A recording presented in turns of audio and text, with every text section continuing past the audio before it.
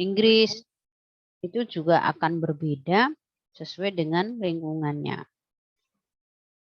Nah, biasanya kalau kita akan mengetahui bagaimana keadaan manusianya secara individunya ya, hasratnya, perasaannya, emosinya, nafsunya, itu biasa dilakukan oleh antropolog ya.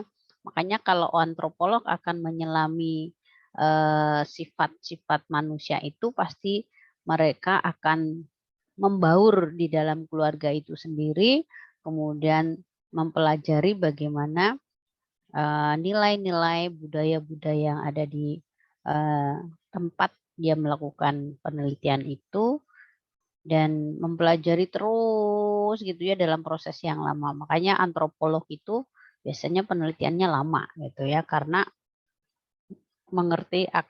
harus mengerti karakteristik dari manusia.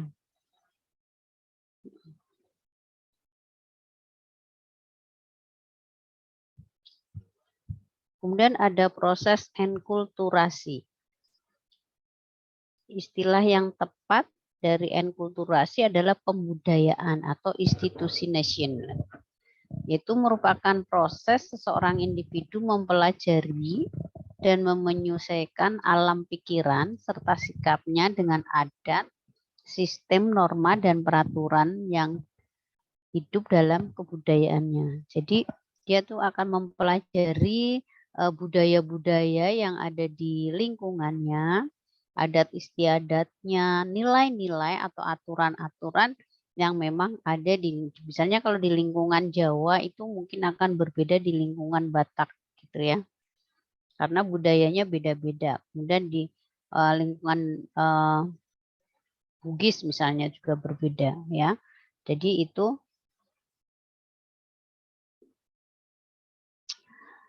kalau proses enkulturasi adalah mempelajari ya, misalnya kita orang Jawa datang ke daerah Batak gitu. Jadi orang Jawa itu akan mempelajari bagaimana adat istiadat, norma, peraturan-peraturan yang terjadi di masyarakat Batak.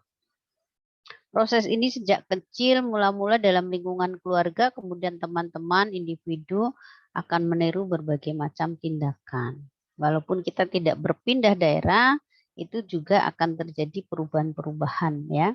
Yang tadinya hanya terjadi perubahan di dalam keluarganya, tetapi karena semakin besar dia harus bersosialisasi keluar keluarga, makanya di lingkungan keluarga itu juga akan muncul berbagai macam perubahan-perubahan tindakan yang dilakukan. Dari berkali-kali meniru.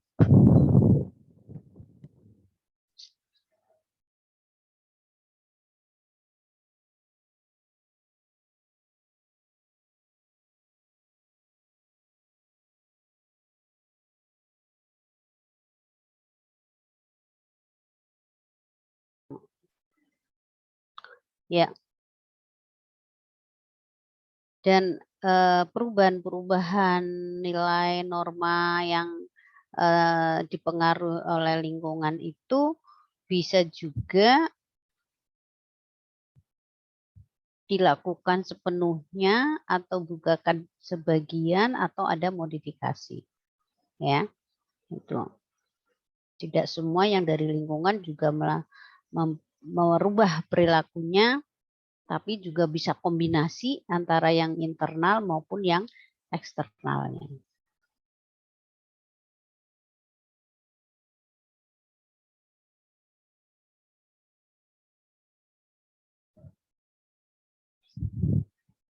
Nah, jadi tidak harus meniru mutlak di lingkungan, tetapi kadang-kadang sebagian aja. Gitu. Akhirnya muncullah kebudayaan yang positif dan negatif. Ya, kalau positif itu adanya perubahan kebudayaan yang menjelma perubahan pembaharuan dari adat kuno ke yang lebih modern. Ya, kalau negatif itu menjelma adanya permusuhan karena tadi terjadi adanya lingkungan yang mempengaruhi, yang kadang-kadang muncullah Kalau memang itu terjadi perubahan yang negatif, muncullah permusuhan-permusuhan, ya, peristiwa bunuh diri dan sebagainya. Nah, ini yang harapan kita ya tidak terjadi perubahan yang negatif, tetapi justru yang positif gitu ya. Jadi menambah budaya yang ada dan lebih adanya keadaan yang kondusif gitu.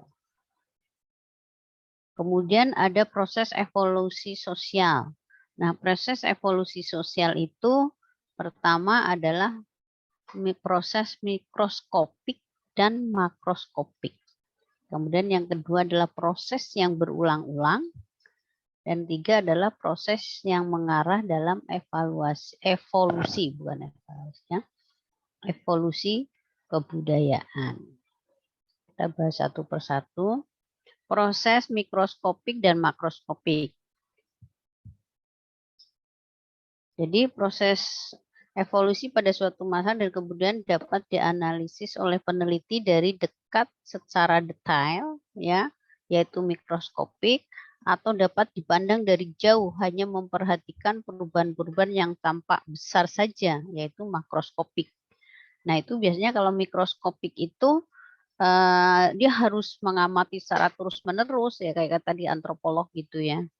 Antropolog yang memang membaur di dalam masyarakat yang lagi diteliti gitu ya. Jadi benar-benar ngerti secara detail norma, budaya, kemudian ya norma-norma budaya, etnis gitu ya, adat istiadat yang terjadi di dalam masyarakat. Nah, kalau yang makroskopik itu dia melihat dari luar saja. Kayak saya melihat misalnya budaya-budaya Toraja ya dari ini aja ya. Misalnya dicerita pada saat kita ke sana misalnya ya, saya ke Tanah Toraja, mungkin diceritani oleh guide-guide-nya itu ya, dan tidak secara detail bisa mengetahui bagaimana nilai-nilai norma adat istiadat atau budaya yang ada di sana, hanya secara garis besarnya saja. Nah, ini proses mikroskopik itu adalah proses yang berulang memang, karena terus-menerus gitu ya. Jadi benar-benar mengetahui bagaimana sikap perilaku seseorang atau di suatu masyarakat. Nah, kalau proses makroskopik itu sebenarnya kayak referensi aja ya untuk menentukan kira-kira itu kemana kita akan melakukan perubahan-perubahan gitu ya.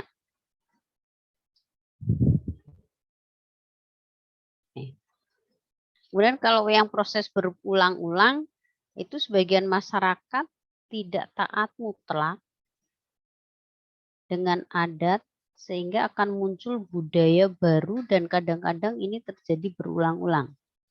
Jadi proses yang berulang-ulang dengan mengetahui itu belum tentu seseorang itu merubah adatnya, perilakunya itu sesuai yang dia lakukan di suatu lokasi yang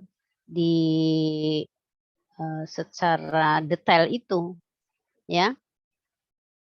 Tapi malah kadang-kadang itu akan terjadi budaya baru. Oh, mungkin dia berpikir bahwa oh ini sebaiknya itu dilakukan seperti ini gitu. Misalnya nih dalam melaksanakan perkawinan adat Bali itu tidak 100% itu dilakukan mutlak gitu ya. Kayak adat Jawa misalnya kalau mau menikahkan anaknya itu kan ada siraman dan sebagainya. Itu tidak selalu dilakukan seperti itu ya. Karena memang ada pemikiran-pemikiran yang lebih efisiensi gitu ya. Mungkin dari anggaran ya. Jadi atau waktu atau tenaga dan itu berpikir juga bahwa tidak melakukan itu pun tidak apa-apa, tidak akan ada punishment dari masyarakatnya ya. Sehingga memang akhirnya tidak bisa mutlak melakukan adat perkawinan itu sesuai yang ada yang dari leluhur kita sesuai adat, tetapi justru dimodifikasi. Mungkin oh ya sudahlah bajunya aja mungkin ya, bajunya menggunakan adat Jawa, misalnya seperti itu. Ya, dan itu dilakukan terus-menerus, akhirnya hampir semua masyarakat itu, sebagian besar ya, sebagian masyarakat itu melakukan pernikahan adat Jawa yang tidak mutlak atau tidak 100% dilakukan. Ya, jadi memang kadang-kadang seperti itu terjadi perubahan-perubahan budaya baru, ada modifikasi antara budaya lama atau budaya yang awal itu dengan budaya yang lain.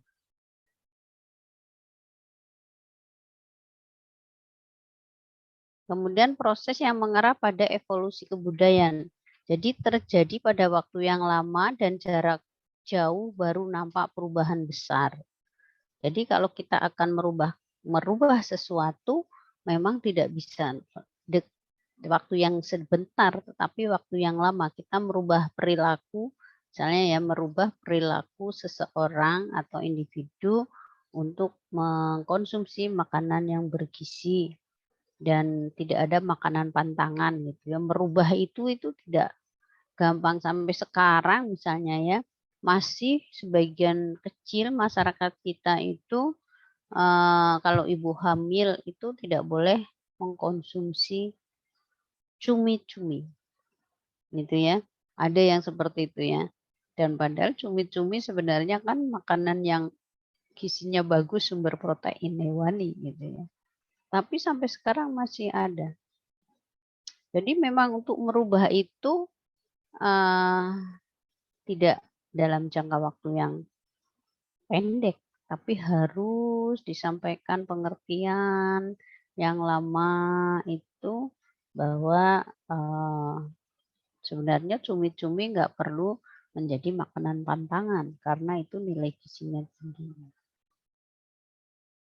Nah, para peneliti akan melihat sejarah-sejarah di zaman lampau, yaitu kenapa sampai cumi-cumi itu tidak boleh dimakan oleh ibu hamil. Gitu ya. Jadi akan melihat si peneliti itu melihat budaya-budaya yang lalu, adat istiadat, semuanya norma-norma itu dilihat yang zaman lalu kenapa seperti itu. Sampai sekarang kalau saya tanya kenapa nggak boleh, ya pokoknya nggak boleh. Itu dari leluhur dulu, dari nenek moyang bukan leluhur. Di moyang itu pokoknya nggak boleh gitu. Tapi alasannya kenapa nggak boleh nggak bisa menjelaskan. Itu ya. Itulah yang terjadi di masyarakat kita. Nah, ini tahapan manusia itu mengenal makanan. Jadi pada zaman purba itu orang itu mengenal makanannya adalah makanan untuk hidup. Jadi dia makan karena butuh hidup. Gitu ya. Yang pada zaman dulu, zaman purba itu awalnya itu dia hanya makan tumbuh-tumbuhan. Kemudian ada spesies manusia yang baru yang ada terjadi perubahan gigi gitu ya. Kemudian dia mulai memakan daging. Itu yang dulu memang pokoknya daging mentah, tanaman dimakan gitu ya, yang dari hutan-hutan di sekitarnya dimakan gitu. Kemudian tapi terus berkembang terus, akhirnya dia bisa menciptakan alat ya dari batu. Makanya ada zaman dulu ya. Zaman batu apa tuh namanya? Batu tua, kemudian zaman batu muda, zaman madya, kemudian zaman batu muda zaman itu. Jadi itu juga terjadi perkembangan peralatan yang digunakan yang akhirnya bisa memotong daging gitu ya. Bisa dipotong dagingnya sehingga lebih enak. Kemudian akhirnya dimasak dan sebagainya. Gitu. Jadi zaman purba katanya itu indera penciuman dan perasa itu sangat kuat gitu ya. Sehingga mereka itu mencicipi makanannya, tumbuh-tumbuhan yang dia makan atau daging yang dia makan, kalau dia merasa tidak enak ya sudah ditinggalkan, tidak dimakan. Tapi kalau terasa enak, dia terus digunakan, dikonsumsi makanan itu. Kemudian penciuman juga gitu. Kalau aromanya enak, itu aromanya bagus ya, enggak enak ya, aromanya tidak menyengat dan sebagainya, itu menjadi makanannya mereka. Tetapi kalau menyengat atau yang tidak disukai aromanya, itu akan ditinggalkan. Jadi zaman purba pun itu sudah mulai mengkombinasikan makanan yang mereka makan. Cuman prinsipnya mereka hanya bawa makanan itu untuk hidup. Jadi, oh saya kalau mau hidup butuh makan gitu. Kemudian pada zaman Yunani itu abad berapa ya? Sebelum 16 yang jelas ya. Bahwa sudah mulai berkembang ilmunya bahwa ternyata makanan itu bisa mempengaruhi terhadap penyakit, bisa mengakibatkan penyakit atau mungkin bisa menyembuhkan suatu penyakit.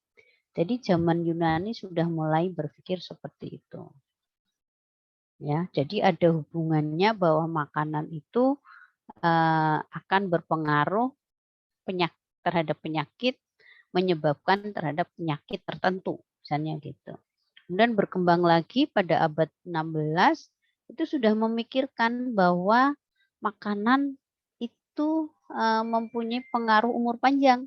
Kalau kita makannya baik, insya Allah umurnya lebih panjang. Itu sudah sampai berpikir seperti itu. Nah, akhirnya karena ternyata itu memang makanan itu untuk kehidupan yang sehat sehingga lebih produktif, kemudian umurnya lebih panjang, muncullah pada abad 20 itu ilmu gizi yang terus berkembang sampai sekarang.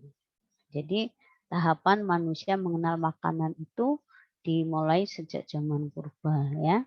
Waktu itu zaman purba itu masih dia hidup bersama kera gitu. Kera itu awalnya kan makan tumbuh-tumbuhan gitu ya. Akhirnya manusia purba mengikuti makanan tumbuhan. Tapi terus karena manusia itu punya otak yang lebih besar, lebih bagus, dia berpikir ternyata kemudian memang ada perubahan-perubahan dalam mencari bahan pangan yang untuk dimakan. Itu zaman purba sudah terjadi itu.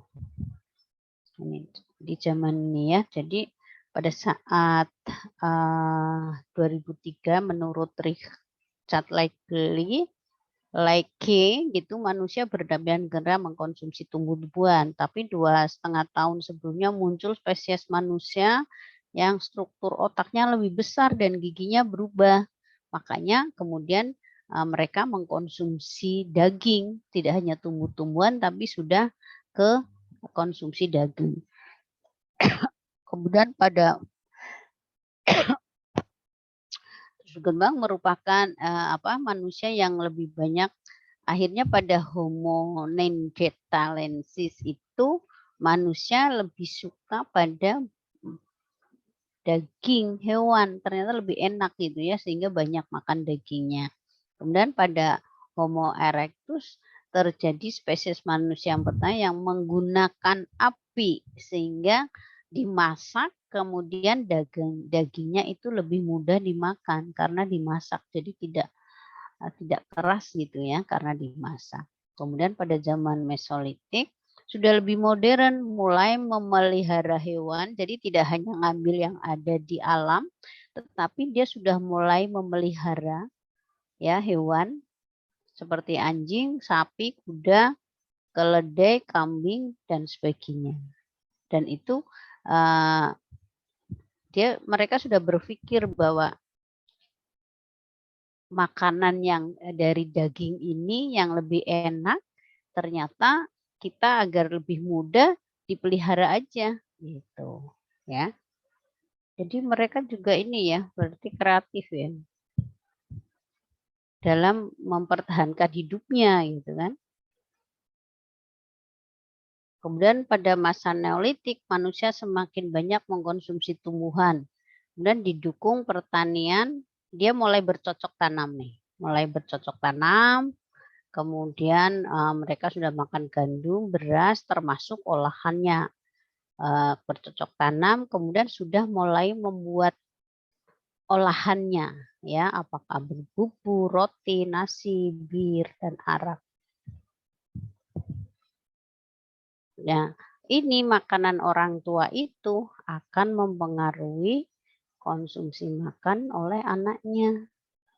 Ya, kalau dulu zaman dulu kan memang lingkungannya belum begitu ini ya, hanya lingkungan itu aja perubahan-perubahan masuknya budaya-budaya yang asing itu tidak terlalu banyak ke dalam masyarakat itu sendiri, sehingga sangat tergantung dari makanan orang tua. Ini. Ya, kita memang manusia sosial ya. Sehingga memang terus berkembang itu adalah sesuatu hal yang dinamis gitu ya, berkembang terus sampai sekarang kita sekarang mengenal makanan yang beraneka ragam, baik itu dari makanan tradisional, western dan sebagainya ya. Jadi di Indonesia sudah berbagai beraneka ragam jenis pangan yang diolah bermacam-macam dengan bahan dasar yang bermacam-macam dan lebih beraneka ragam, jenis, warna, bentuk, dan sebagainya. Misalnya umbi aja sekarang tidak hanya direbus, digoreng, tetapi bagaimana dimodifikasi menjadi makanan yang lebih menarik. Kemudian daya awetnya juga lebih lama dan membuat nilai ekonomi yang lebih tinggi. Nah ini Anda kalau punya jiwa entrepreneur ya ke arah itu ya, dari ilmu gizi yang Anda dapatkan, kemudian bagaimana agar dari bahan pangan lokal yang ada misalnya banyak gitu ya, daripada hanya dibuang karena berlebih untuk dimakan dan dia tidak bisa melakukan pemasaran. Akhirnya dibuatlah modifikasi-modifikasi yang membuat nilai ekonomi tinggi dan nilai gizinya juga lebih baik. Jadi kalau hanya dikukus gitu kan dapatnya karbohidrat aja, katakan yang banyak gitu ya. Tapi coba kalau dibuat kue, tambahan telur, tambahan mentega gitu ya, itu akan lebih bergizi dan mungkin lebih awet juga dan mempunyai nilai ekonomi yang tinggi. Saya waktu di Pati itu saya dioleh-oleh ya. Semua adalah kue yang berbahan dasar dari singkong. Tapi singkong itu dibuat tart, dibuat kue gulung gitu, bolu gulung, kemudian dibuat brownies, dibuat macam-macam itu. Semua bahan dasarnya adalah dari singkong. Terus dikemas dengan rapi sehingga tidak, kalau dia masuk ke supermarket itu enggak ini, enggak memalukan, enggak jelek gitu ya. Jadi pantas gitu ya masuk misalnya dikonsumsi di hotel itu udah bagus sekali itu.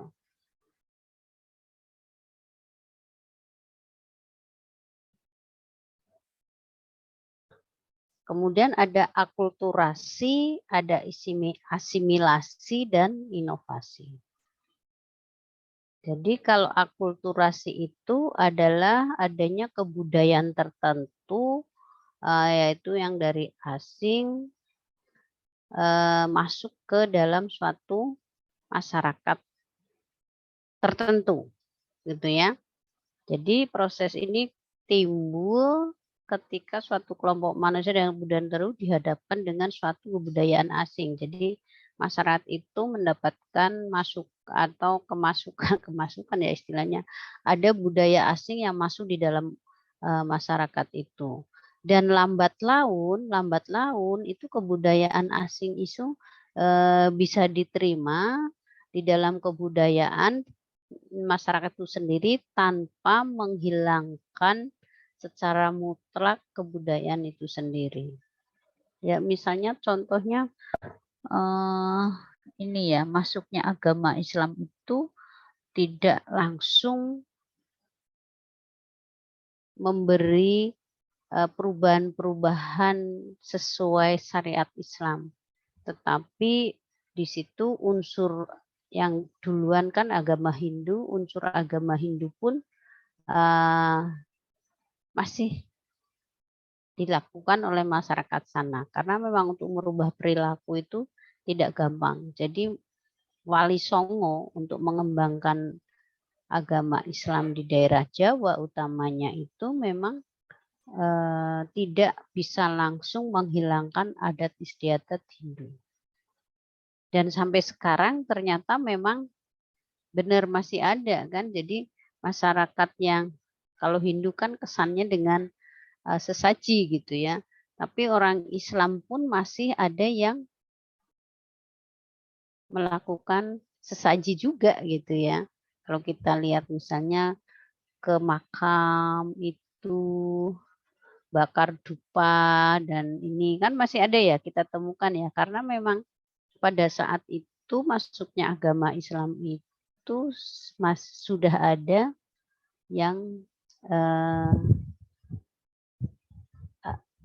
apa ya istilahnya ibadahnya orang Hindu gitu ya. Sehingga memang sampai sekarang pun belum bisa hilang sama sekali gitu ya. Masih ada orang Islam pun melakukan sesaji. Tapi itu kalau itu kembalilah karena itu kan ibadah ya. Kalau memang yang menganggap bahwa itu bukan melakukan ibadah Hindu tetapi budaya itu beda lagi. Dan itu kadang-kadang sekarang malah dijadikan itu menjadi budaya ya, menjadi kebudayaan sehingga bisa ditontonkan di para turis misalnya gitu ya. Malah itu menjadi nilai ekonomi yang tinggi juga. Itu akan tergantung sekali dengan keyakinan masing-masing individu. Kalau yang hubungannya dengan agama. Dan masalah-masalah yang terjadi pada akulturasi. Jadi metode-metode untuk mengobservasi, mencatat, dan melakukan suatu proses akulturasi dalam masyarakat. Jadi metode yang digunakan bisa observasi atau mencatat ya, mencatat proses-proses akulturasi yang ada di dalam masyarakat. Kemudian unsur budaya asing yang mudah diterima. Jadi ada juga budaya asing yang mudah diterima dan juga ada yang sulit diterima. Kalau yang mudah diterima oleh masyarakat itu akan lebih mudah kebudayaan itu diterapkan di suatu masyarakat atau oleh suatu individu. Tapi kalau memang sulit diterima oleh masyarakat itu kurang berhasil budaya asing masuk di suatu kelompok masyarakat untuk dilakukan kegiatan-kegiatan yang sesuai dengan budaya asing yang dimasukkan ya. Jadi tergantung apakah mudah, apakah sulit gitu ya. Kalau yang sulit biasanya berubahnya itu akan menggunakan waktu yang lebih lama. Unsur-unsur budaya yang mudah diganti dan tidak mudah diganti ya. Ada juga yang mudah diganti, jadi benar-benar diganti dari unsur budaya A menjadi budaya B, tapi juga ada yang susah. Ada yang susah menggantikan dari unsur A ke unsur B. Contoh tadi yang misalnya itu tadi ya, yang adat sesaji gitu ya. Itu sebagian orang Islam juga masih melakukan sesaji itu ya. Terus individu yang suka dan cepat menerima dan individu yang sukar atau lambat menerima budaya asing. Itu juga akan mempengaruhi adanya akulturasi terjadi atau tidak. Karena memang ada yang mudah, ada yang susah diganti, ada yang bisa cepat diterima dan ada yang tidak cepat diterima. Kemudian ada ketegangan ya. Jadi kalau memang yang tidak menerima itu ini kan tidak sesuai dengan adat kita, itu kan tidak sesuai dengan nilai-nilai norma-norma yang terjadi di sini malah akan terjadi konflik-konflik, ya, karena memang tidak sependapat dengan budaya yang masuk, budaya asing yang masuk. Justru itu ditentang oleh masyarakat yang masyarakat awal gitu ya, masyarakat yang memang sudah sudah menjalani budaya-budaya yang tadinya sudah dilakukan. Nah, inilah faktor-faktor yang mempengaruhi apakah akulturasi itu terjadi atau justru terjadi penolakan dari masyarakat masyarakat sebelumnya. Nah, dalam meneliti jalan satu proses akulturasi, seseorang peneliti harus memperhatikan beberapa hal. Jadi kalau memang akan melihat bagaimana akulturasi terjadi, maka peneliti harus melihat beberapa hal, yaitu keadaan masyarakat penerima sebelum proses akulturasi mulai berjalan. Jadi bagaimana, apakah masyarakat menerima, kira-kira menerima kalau itu terjadi adanya budaya baru, ya. Kemudian makanya si peneliti pasti harus mikroskopik ya ke dalamnya, lebih detail sehingga memang benar-benar oh ini kayaknya mau ditolak atau tidak ditolak gitu ya. Kemudian yang kedua adalah individu dari budaya asing yang membawa unsur budaya asing itu juga tergantung individunya. Apakah bisa merubah perilaku masyarakat yang akan didatangi itu untuk membawa budaya asingnya. Misalnya dia pendekatannya lebih bagus atau modelnya paksaan. Kalau paksaan itu biasanya tidak akan terjadi. Jadi akan tergantung model individu dalam memberikan kebudayaan asingnya, gitu ya. Kemudian saluran-saluran yang dilalui atau media-media yang dilalui ke dalam kebudayaan penerima. Jadi mereka itu medianya apa saja sih yang bisa dipakai? Apakah memang media yang benar-benar bisa cepat merubah perilaku seseorang, gitu ya? Jadi saluran atau media yang dilakukan oleh individu-individu itu untuk memberikan kebudayaan asing itu bagaimana? Itu juga berpengaruh sekali. Jadi, oh kalau di sana itu senangnya pakainya poster gitu, misalnya katakanlah itu ya dengan diberi gambar, inilah keuntungan-keuntungan dengan merubah, dengan melakukan budaya asingnya gitu kan. Itu makanya dia akan menyebar luaskan poster-poster misalnya seperti itu. Atau justru dengan melakukan door to door, pendekatan door to door gitu bisa juga terjadi ya. Jadi memang si peneliti harus tahu persis kira-kira media yang tepat untuk daerah sana yang akan diberi masukan budaya asing itu seperti apa. Kemudian budaya-budaya masyarakat penerima yang terkena pengaruh-pengaruh unsur budaya asing. Ini kira-kira itu masyarakat yang menerima itu nanti gimana pengaruhnya gitu ya. Apakah memang lebih mudah atau lebih sulit gitu ya. Makanya memang ini benar-benar harus diselami oleh seorang peneliti.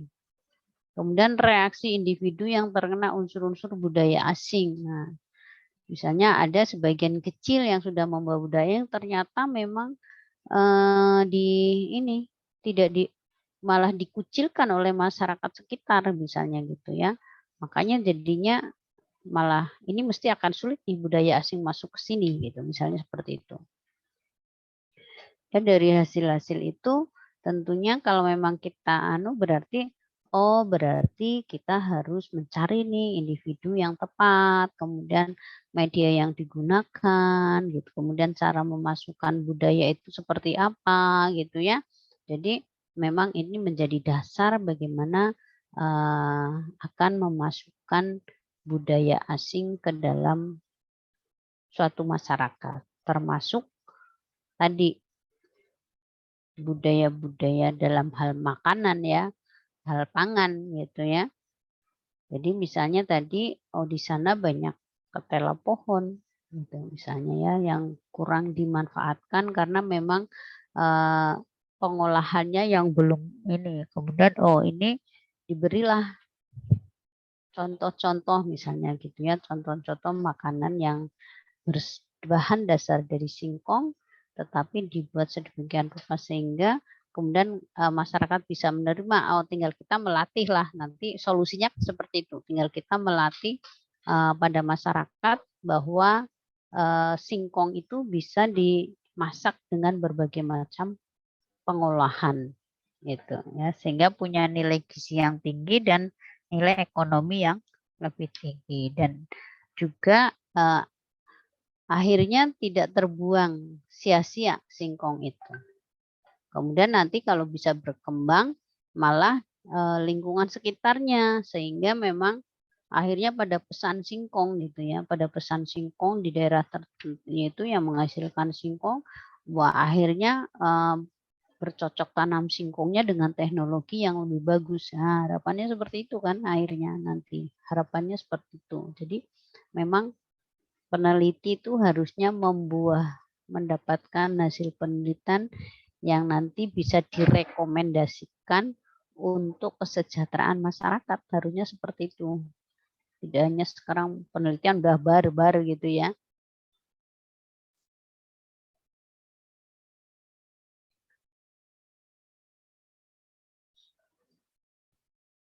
Sampai sini ada pertanyaan? Silakan, ada pertanyaan sampai sini? Ini memang pelajaran sosial bener ya, nggak eksak ini. Jadi orang gizi itu harus bisa mendalami karakteristik manusia gitu ya, individu, karena memang misi kita ada merubah perilaku gitu ya. Misi orang gizi itu kan merubah perilaku individu maupun masyarakat untuk melakukan konsumsi makan yang bergizi untuk dalam rangka meningkatkan produktivitas dan kualitas hidup sebenarnya. Ya, oleh karena itu kita memang harus menyelami budaya masyarakat di sekitar sana. Kemarin kami diskusi dengan Dinas Ketahanan Pangan, NTB, NTT gitu ya, ternyata masih ada daerah-daerah yang daerah terpencil terutama itu menganggap bahwa ayam dan karena kan daerah sana kan penghasil daun kelor ya, sekarang kan daun kelor sudah semakin diberdayakan untuk makanan yang bergizi gitu kan. Ya. Nah, terus ada satu daerah itu dia masih menganggap tabu bahwa ayam dan daun kelor itu adalah bukan makanan yang harus dimakan oleh masyarakat di sana.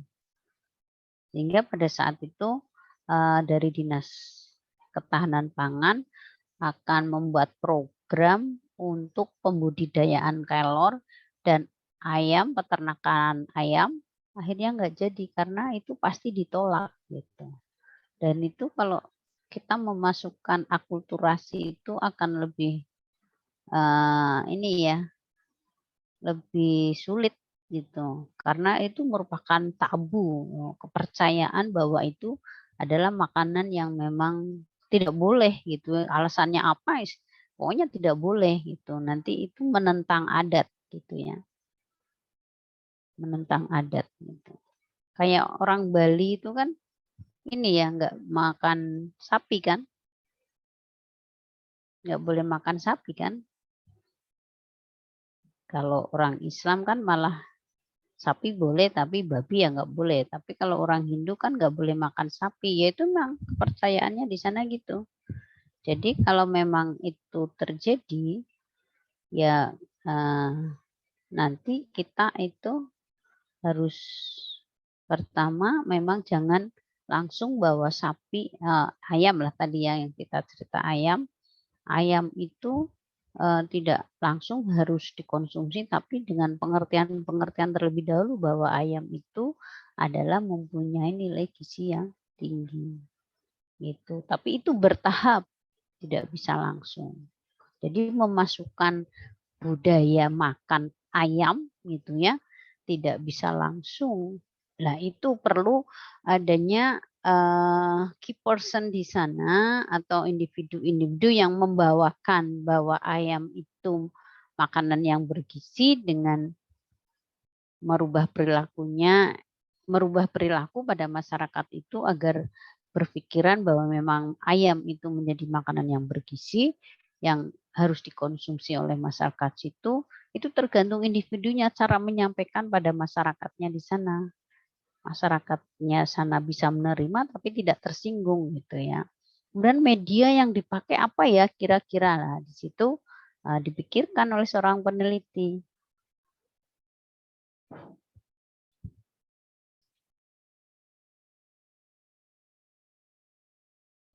Sehingga nantinya bisa diterima gitu ya, bisa diterima bahwa ayam itu memang bukan makanan pantangan, tetapi makanan yang bergizi gitu.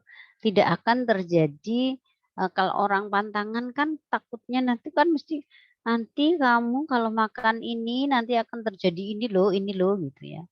Kan gitu. Makanya takut takut menentang adat gitu kan, takut menentang adat.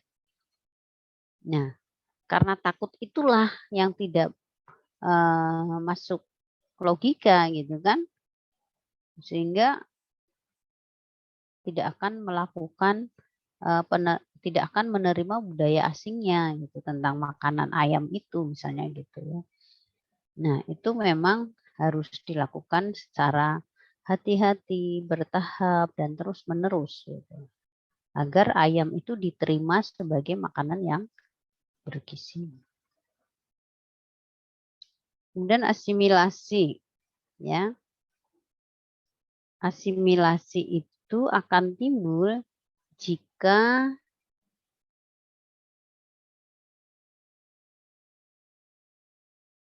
asimilasi itu akan timbul jika golongan-golongan manusia dengan latar belakang yang berbeda-beda dan saling bergaul langsung secara intensif untuk waktu yang lama. Ya, sehingga kemudian golongan tadi masing-masing berubah sifatnya yang khas dan unsur-unsur masingnya berubah wujudnya menjadi unsur-unsur kebudayaan baru. Jadi kalau akulturasi itu budaya lama masih muncul walaupun ada budaya asing yang masuk. Kalau asimilasi itu terjadi percampuran, ya, terjadi percampuran antara budaya asing dan budaya yang lokal gitu, ya. Jadi muncul budaya baru tapi hasil dari percampuran budaya lokal dan budaya asing. Itu adalah asimilasi. Beberapa hambatan yang terjadi pada proses asimilasi adalah kurangnya pengetahuan mengenai kebudayaan yang dihadapi.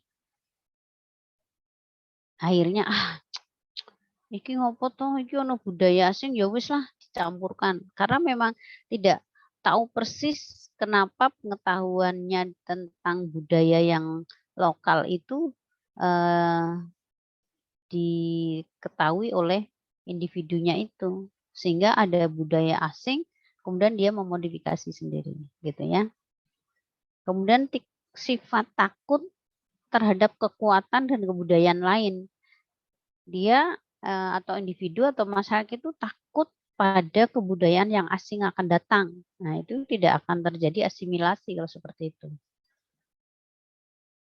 Kemudian adanya perasaan superioritas pada individu-individu dari suatu kebudayaan terhadap yang lain. Jadi dia menganggap bahwa ini yang paling bagus gitu ya. Budaya kita yang paling bagus, budaya asing itu enggak bagus. Gitu. Biasanya ini kuncinya ada di tokoh adat ya, atau tokoh masyarakat yang disegani di sana. Bahwa ini adalah budaya asing, ini nggak baik, gitu. Jadi ya nggak akan terjadi asimilasi itu.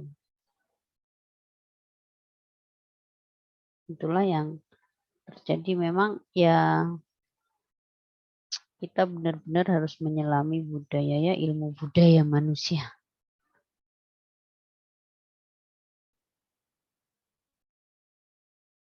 Kemudian yang ketiga adalah proses inovasi. Ya kalau inovasi pasti adanya suatu pembaharuan ya, dari yang tadinya tradisional menjadi modern misalnya gitu ya. Jadi dengan menggunakan sumber daya alam, energi dan modal, pengaturan baru dari tenaga kerja dan penggunaan teknologi baru yang semua akan menyebabkan adanya sistem produksi menghasilkan produk-produk baru. Ya, kayak dulu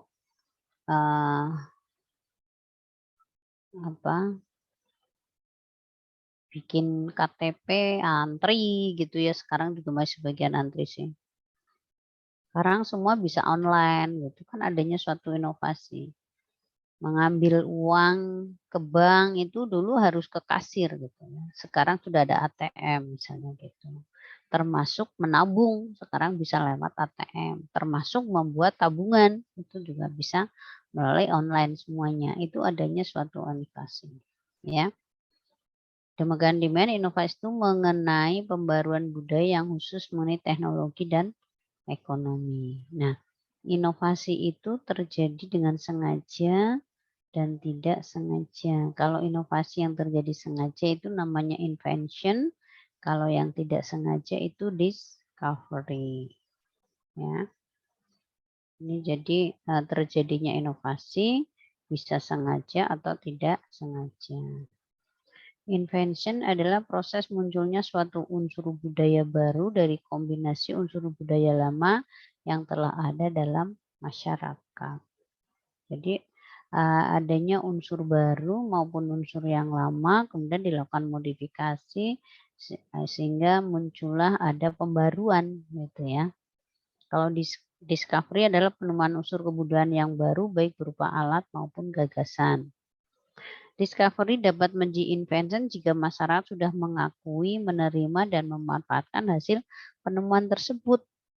Jadi kalau belum menerima hasilnya, mengakui bahwa itu berhasil dengan baik, ya tidak terjadi invention, gitu ya. Tetapi discovery, jadi tidak disengaja aja, gitu ya. Tapi kalau mau berkembang, itu harusnya terjadinya invention. Tetapi dasarnya itu harus diakui terlebih dahulu, diterima, kemudian tahu manfaatnya. Ya, contoh tadi misalnya adanya pantangan itu tadi. Kalau pantangannya itu untuk merubah itu ternyata bisa diterima bahwa itu memang makanan yang bergizi, ayam itu makanan bersih, dan ternyata memang bahwa itu ada manfaatnya untuk perbaikan gizi, misalnya di sana banyak gizi buruk gitu ya, setelah diberi ayam kemudian anaknya jadi tidak gizi buruk misalnya gitu ya. Itu jadi harus memang diterima dari dahulu dan ada manfaatnya gitu.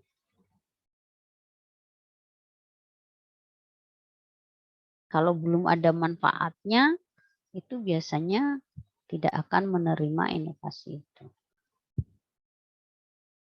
Makanya sebelum kita memberikan suatu program, biasanya memang melalui penelitian terlebih dahulu dengan melihat karakter masyarakat di suatu tempat, gitu ya. Kalau melalui penelitian bahwa ini nantinya programnya harus seperti ini, ya programnya adalah X, caranya seperti ini, sasarannya ini, gitu ya. Nah, itu akan lebih mudah. Jadi mekanismenya, strategi untuk bisa memasukkan budaya baru, karena itu memang budaya baru yang lebih baik, itu itu akan lebih mudah gitu. Jadi seorang peneliti menjadi penting di sini gitu ya. Bisa memberi masukan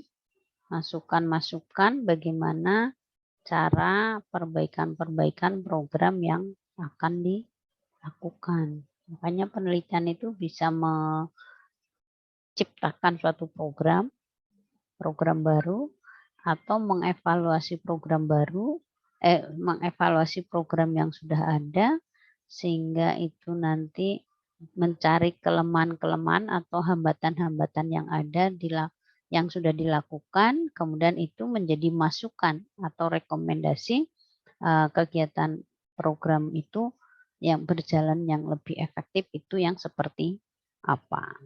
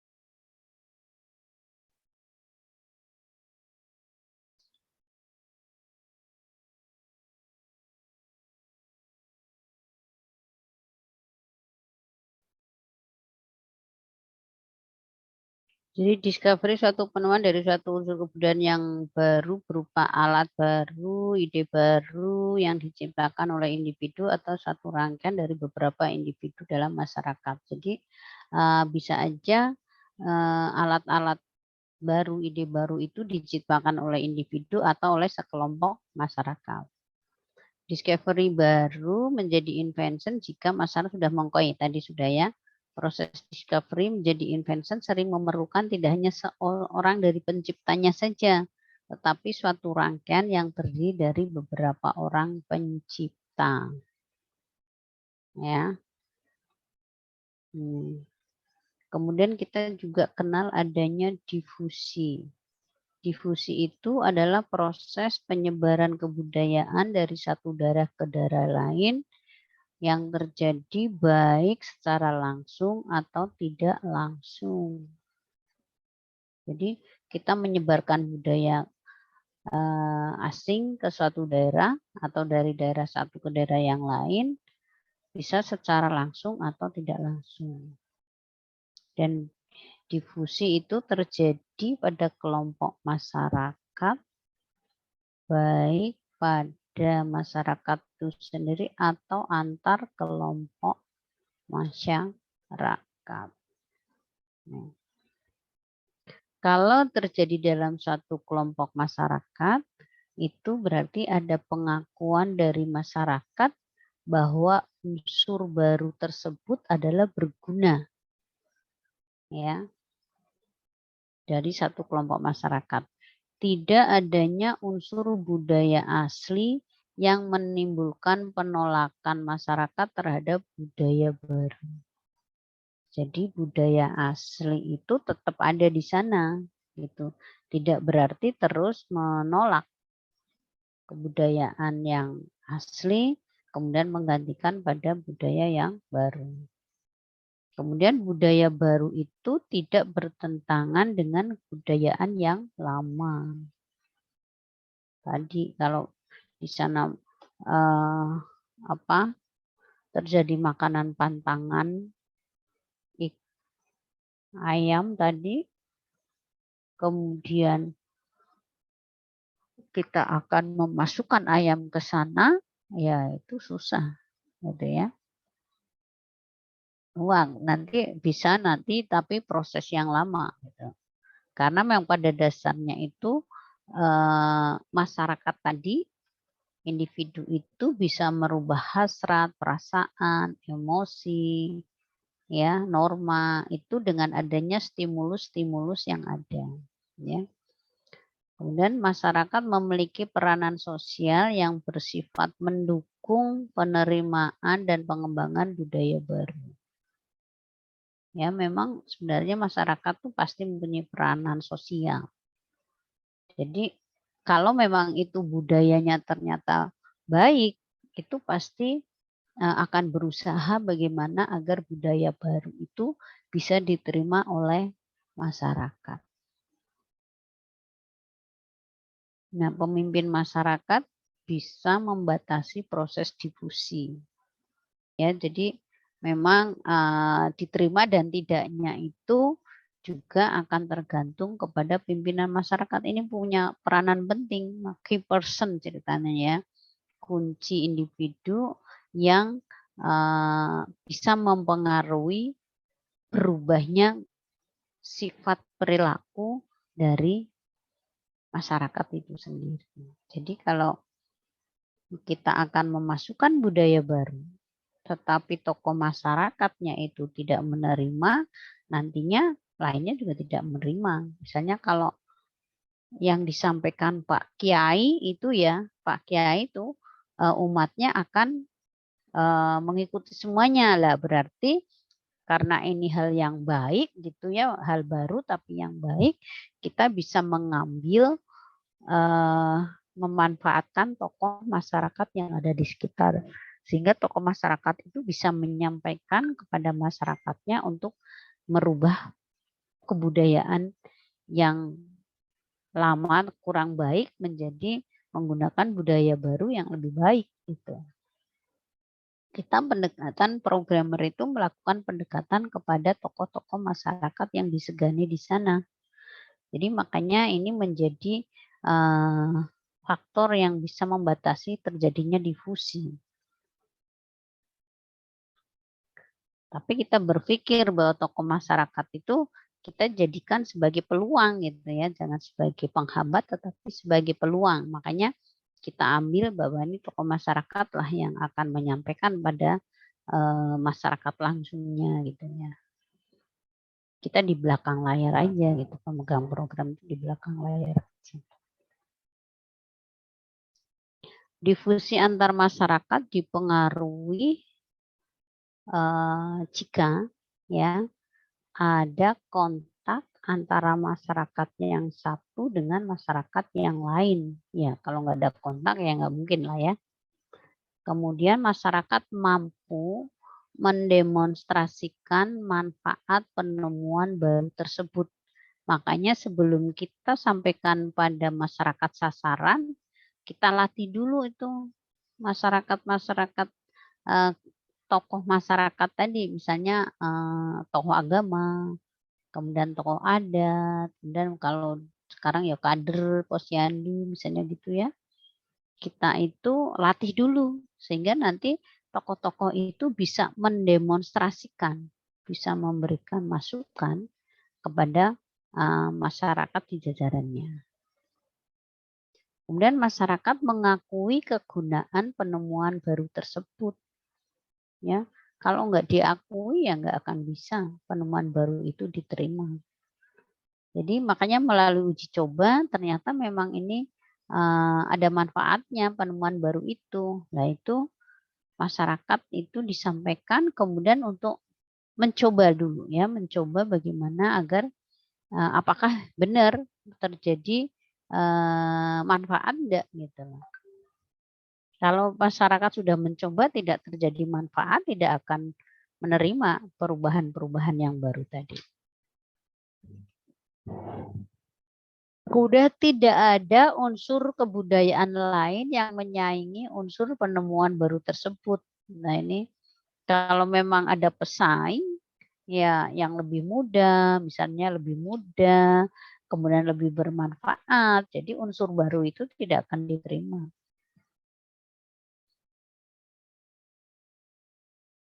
Tapi kalau kita misalnya kekeh, ya masyarakat kita kekeh ya apa ya bahasanya. Jadi benar nggak mau merubah bahwa untuk makan ayam, oh paling nggak kita bisa memberikan alternatif kalau orang gizi ya. Alternatif selain ayam ya enggak apa-apa Miss, bisanya apa? Oh daging nggak apa-apa, ikan nggak apa-apa.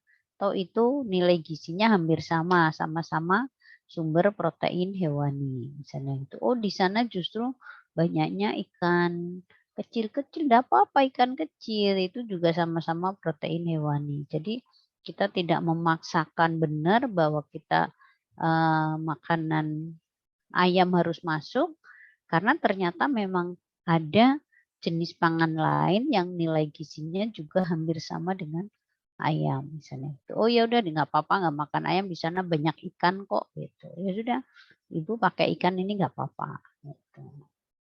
Kayak anak saya itu loh ya kalau makan sayur kok nggak mau gitu. Itu kan sebenarnya latihan dari kecil sebenarnya ya. Latihan dari kecil sejak mulai mengenal makanan pendamping ASI, apakah diperkenalkan sayur atau enggak. Gitu. Ya nggak apa-apa, nggak mau sayur, kan mau buah kan misalnya seperti itu. Oh ya mau ya sudah kalau mau buah. Kalau nggak mau makan sayur dan buah gimana ya kita gimana mendapatkan vitamin mineralnya dari makanan hewani bisa. Tapi bagaimana seratnya? Nah itu yang ya. Jadi memang eh, harus sejak awal dilakukan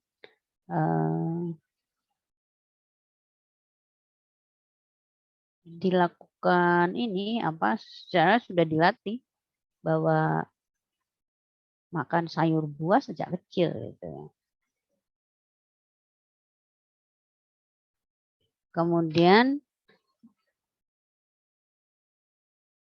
masyarakat berperan dalam menyebarkan penemuan baru tersebut. Nah, ini tadi memang masyarakat harus diberdayakan, ditingkatkan perannya. Justru nanti yang menjadi aktor ke depan adalah masyarakat. Ya, kita yang punya program itu udah di belakang aja gitu.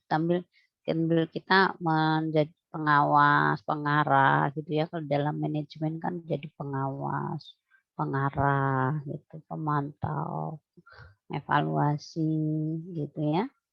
Yang melaksanakan bagaimana biar masyarakat di sana gitu. Jadi masyarakat merasa bahwa ini adalah tanggung jawab saya sebagai tokoh masyarakat gitu. Ya, itu lebih enak. Kita tapi sudah membuat pedoman, juknis, ya petunjuk teknis, caranya seperti ini, begini, nanti silakan Bapak Ibu yang menjalankan. Gitu. Kemudian kecuali itu juga ada paksaan untuk menerima unsur baru. Nah ini kalau model paksaan itu yang kadang-kadang akhirnya tidak bisa lestari. Kemarin COVID itu ya, vaksinasi itu ada yang paksaan kan. Tapi lama-lama itu nanti kemungkinan akan sadar sendiri. Awalnya iya dalam mengurus surat-surat misalnya ya, ke dinas catatan sipil, ke pemerintah daerah, mengurus surat-surat apa itu surat IMB, surat apa tuh untuk mengurus KK misalnya dan sebagainya. Itu syaratnya harus sudah vaksinasi booster misalnya gitu. Itu kan kayak paksaan gitu ya. Kalau kamu nggak vaksinasi booster, surat itu tidak akan diproses gitu. Itu pertama paksaan, karena memang mendesaknya harus vaksinasi dalam rangka kita mencegah terjadinya penyakit COVID yang terus berkembang, kan. Awalnya gitu, tapi lama-lama nanti masyarakat akan bisa menerima. Jadi awalnya ada paksaan untuk menerima unsur baru. Tapi tentunya paksaan itu dalam rangka untuk kesejahteraan masyarakat ya. Karena masyarakat itu tidak mudah bisa menerima. Pertama dipaksa dulu aja, misalnya seperti itu. Ya, sehingga memang kita dalam melakukan perubahan budaya itu harus dipertimbangkan dengan baik sifat individu atau masyarakat di sana, kira-kira seperti apa, kemudian punya karakteristik masyarakatnya di sana seperti apa, ya, kemudian cara yang lebih tepat kira-kira seperti apa, media yang digunakan juga seperti apa, masyarakat yang menjadi tokoh di sana yang punya peran itu seperti apa, itu semua harus didalami. Kemudian sebaiknya sih tidak ada unsur paksaan gitu. Yang jelas kalau kita memberikan perubahan-perubahan untuk hal yang positif, sebaiknya tidak diawali dengan paksaan, harusnya seperti itu. Tapi kalau memang waktunya mendesak, bisa saja itu terjadi. Ya, bisa itu diawali dengan paksaan gitu. Misalnya karena COVID tadi kan masyarakat bisa terjadi kematian yang banyak banget itu ya waktu itu. Jadi ya memang masyarakat pemerintah harus ketat, termasuk Satpol PP kemarin galak-galak kalau nggak pakai masker gitu ya. Berkerumunan langsung dibubarkan gitu kan. Karena memang dalam rangka untuk mencegah terjadinya penyebar luasan penyakit COVID-19. Jadi kita melakukan memotong rantai penularan, istilahnya gitu ya. Bagaimana untuk memotong rantai penularan penyakit COVID, yaitu dengan mengurangi kerumunan, malah justru nggak boleh gitu ya. Kemudian berjarak, kalau memang harus terjadi pertemuan ya harus berjarak, gitu, tidak saling pinjem alat gitu ya.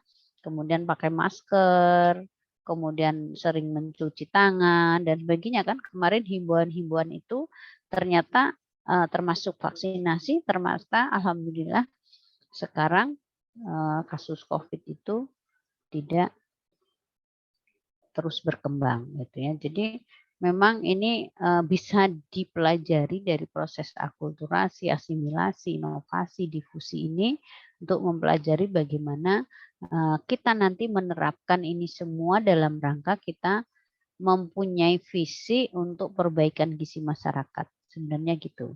Dan masyarakat itu diharapkan bisa mempunyai perilaku untuk menyiapkan pola makan yang baik.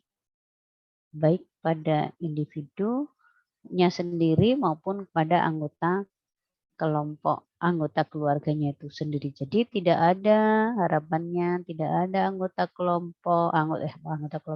keluarga yang menjadi malnutrition, apakah itu gizi kurang maupun gizi lebih, ya. Tidak ada keluarga yang melakukan tidak cuci tangan sebelum makan misalnya gitu. Tidak ada keluarga yang buang air besar sembarangan misalnya gitu. Tidak ada keluarga yang kalau keluar tidak menggunakan masker misalnya seperti itu. Walaupun sekarang ada kelonggaran ya kita ngikuti peraturan pemerintah lah. Kalau memang kegiatan di luar tetapi tidak berdekatan, boleh, tidak merupakan pertemuan, boleh tidak menggunakan masker. Tapi kegiatan di luar, kalau pertemuan tetap aja harus menggunakan masker. Jadi dengan adanya itu nanti akan terjadi perubahan-perubahan program juga akhirnya. Ya, kita yang akan menyampaikan program pada masyarakat ya harus tahu karakteristik manusia itu budayanya di sana seperti apa. Jadi saya kira itu sih dari saya, Kak. Silakan kalau ada pertanyaan. Ini yang hadir jadinya berapa? 113, 112.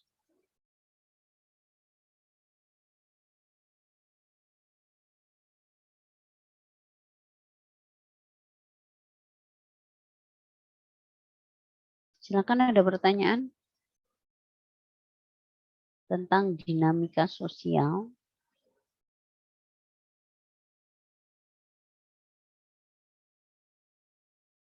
Kita kenal ada proses akulturasi, ada asimilasi, ada inovasi, ada difusi, ya. Ini ada perubahan sosial yang terdiri ada proses belajar sendiri, evolusi sosial dan sebagainya. Yang ini arahnya diimplementasikan nanti pada saat hubungannya dengan visi kita sebenarnya, ya, perubahan perilaku, perbaikan gizi, gitu. Agar masyarakat itu bisa menerima dengan baik, dengan ikhlas gitu ya, dan melakukan kegiatan-kegiatan untuk perbaikan gizi.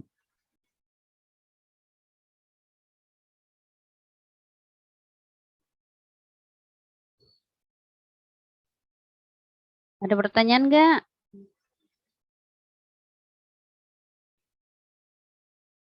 Kalau nggak ada ya saya cukupkan sekian saja. Terima kasih. Wassalamualaikum warahmatullahi wabarakatuh. Waalaikumsalam warahmatullahi wabarakatuh. Terima kasih, Bu. Nanti tolong yang nggak datang saya dikasih tahu ya, Mbak. Yang nggak ikut join hari ini. Oke, terima kasih. Saya stop screen dan izin live ya. Terima kasih. Baik, Ibu. Terima kasih, Ibu.